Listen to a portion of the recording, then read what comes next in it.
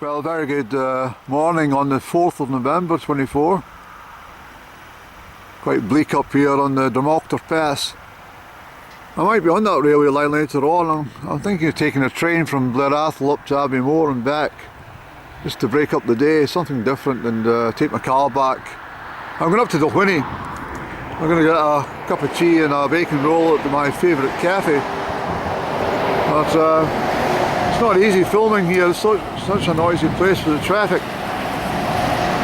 You may see that cottage away in the front there. It was actually a bed and breakfast. I stayed there about 12 years ago. Fantastic. That was the night before I set off for from Dalwhinnie to Benalder in Carrour. Sorry about the traffic. Parked cars, they're all having a snooze, these people.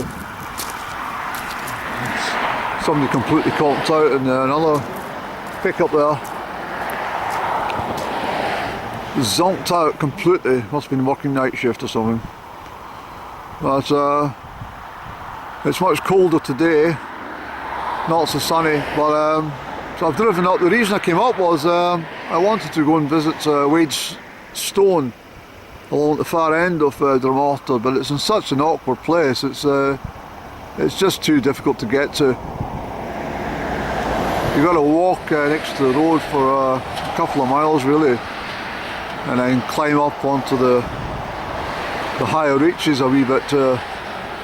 But we might consider it yet, Tiny.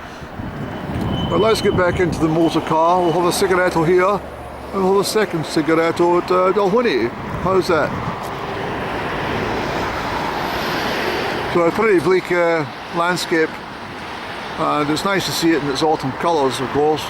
Not be long before the snow comes here. I think we'll get snow in the next couple of weeks, to be honest. It's starting to change, you know. But we've done well this autumn. Very well, Eddie. So I arrived back here at Deerstalker. Well, I say back, I wasn't here today, but this is me stopping off for a coffee. It's a wonderful little place. What have we got here?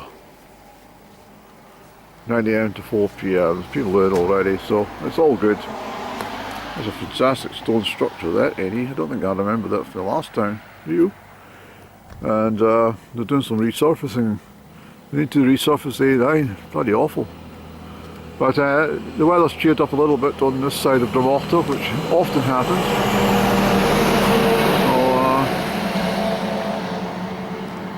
So, I'm rather looking for, I think I'm going to have a coffee here, then I'm going to pop over to Laggan and sit a little while there and then come back down. If I've got time, I'll get the lunchtime train up to Abbeymoor. We'll see what happens. There's no rush for anything actually, Andy.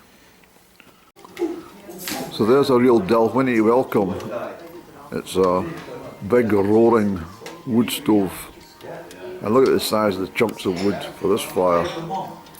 Because that's a greedy thing that. But it's absolutely blasting out the heat, I can tell you. I'm not going to turn my camera because there's obviously people sitting having their breakfast and stuff. But I'm at number 11. I've ordered myself a bacon roll and some coffee, and I'm just going to sit here and enjoy that when it arrives. So I'll switch off for now. I can't really show you too much in here, but because of the number of people that's sitting around behind me. It's a lovely place, I have to tell you that. It's beautiful. I love it here. So here we go. We've got a perfect bacon roll. Look at that bacon roll. Beautiful. And we've got some smashing Caber coffee. It's absolutely delicious, I'll tell you that. And all you need is the ambience of the wood front, the wood burning stove right in front of you. So delightful. Certainly heated up now. Okay, I've pulled in here. You might see that sign over there that says Dalwhinnie 7, Perth 64, Bertha, the horrible town. 64 miles away. I wish it was 164. I wish it was 2,064 miles away. But the reason I've done that, just before I mention anything else, I want to say that the road between Dalwhinnie and here, they've reduced it to 30 miles an hour at most sections now, which I think is very sensible because it really was. It's a tricky road. It is all the way to Speen Bridge, but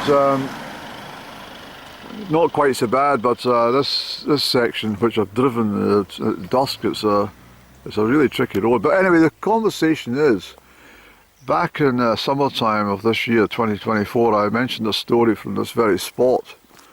I've parked up specifically to let you know. But I don't know if I've got time or indeed, well, not so much time, but enough footage to tell you the whole story without being interrupted by traffic. So what I might do is take a photograph of the stone where I was standing here.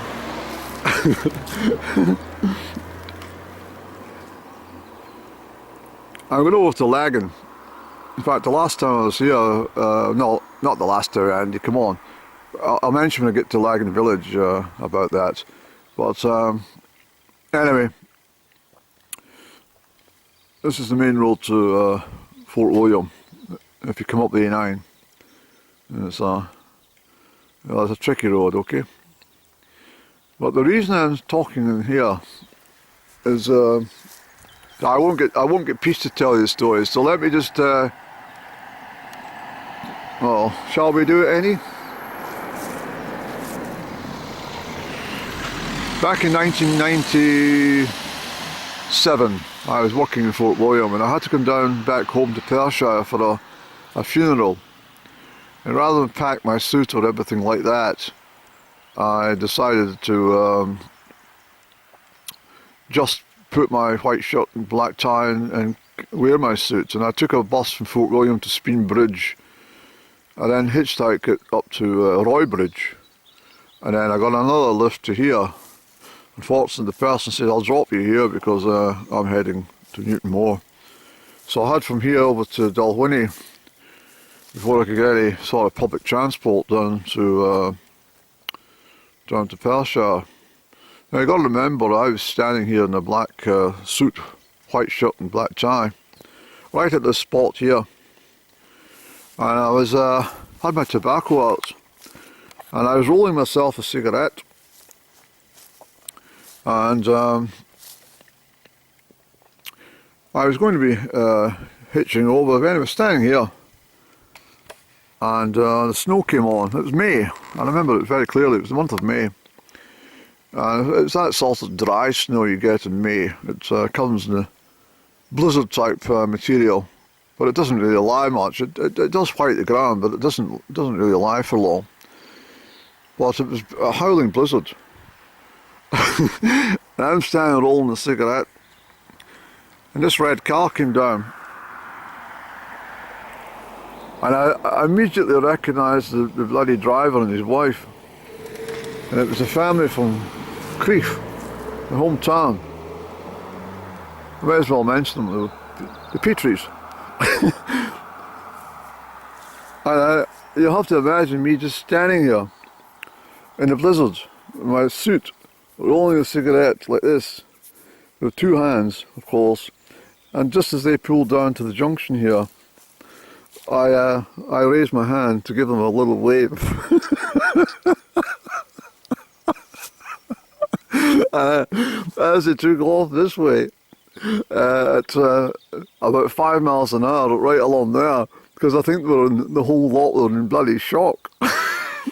That was Andy. What the hell is he standing in the bloody middle of nowhere in a blizzard? Wearing a suit and rolling a cigarette. That was fucking amazing. It really was. It's absolutely amazing. Anyway, I got my lift. I sort of hovered here for a while, and then somebody gave me a lift over. If I remember correctly, I think I got down to Bertha. Well, they let me off at the Dunkeld junction, and I went over the Smog Line.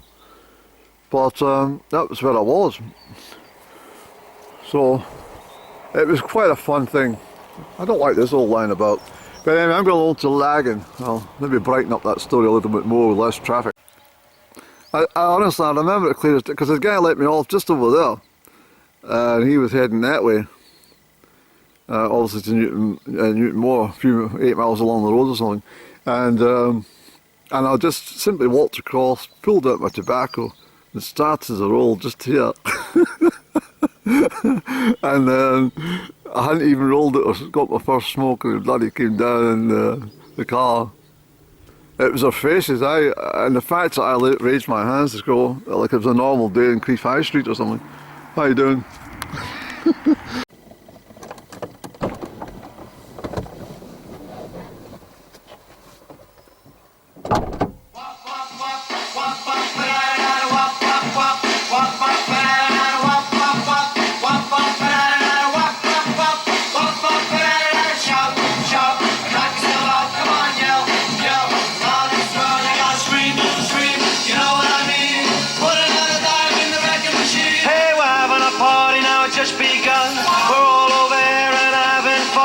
Joe's all alone and he wants to be kissed. But Mary's in a corner and she's doing a twist. So let's shout, shout, and knock yourself out. Come on, yell, yell, loud and slow. You gotta scream, scream, you know what I mean.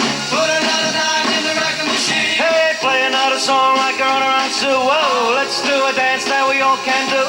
Turn that jukebox up mighty loud, and let's liven up this crazy crowd. Come on, shout, shout, and knock yourself out. Come on, yell.